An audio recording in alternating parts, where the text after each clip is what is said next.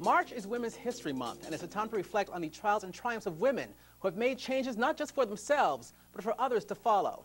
Tonight we profile one woman here in the Valley who overcame years of domestic abuse and how her story has made a difference for other women caught up in abusive relationships. It's a process, and it gets better.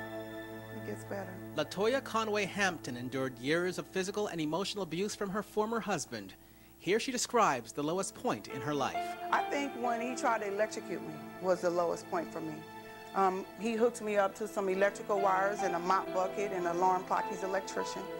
And he told me if I didn't do what he wanted me to do, that he would kill me. This is Ruben, Ruby. With 8 children in the house, county officials stepped in. DCFS stepped in and removed my children because of domestic violence. They said if you can't protect yourself, you can't protect your children. It kind of messed us up because it was like 8 of us. At that time it was 8 of us, and it's like we like a train. We all together, we all do everything. For us to be separated, it killed me. With all of her children taken from her, LaToya says she was forced to look at herself and her situation. That was enough, you know. It was just enough. I had to do something to save my children. Through a lot of soul searching and group counseling, LaToya Conway-Hampton found the strength she needed to take her life in a new direction. They actually allowed me to be aware of who I was, my self-esteem, my self-worth, and the background work that I needed to do to find out why I kept seeking that abusive relationship. Experts say women stay in abusive relationships for a number of reasons. By removing herself once and for all from her abuser, today LaToya has gotten all of her children out of foster care and has reinvented her life, where she now works to bring other women out of the shadows of domestic violence. And I think I have a lot to offer to the women.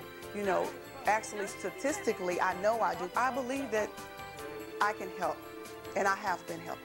LaToya Conway-Hampton is setting an example not just for other women, but also for her young daughters. She's been there, she's been at the lows, been at the highs. Like, she'll be a good role model to someone, please.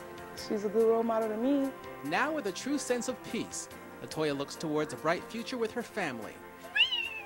As we recognize outstanding women on this Women's History Month, LaToya leaves us with this bit of advice to all women who struggle in unhealthy relationships. If I can say anything to people that are suffering, that have that low self-esteem, you deserve to be in a healthy relationship. You are worth so much more than that.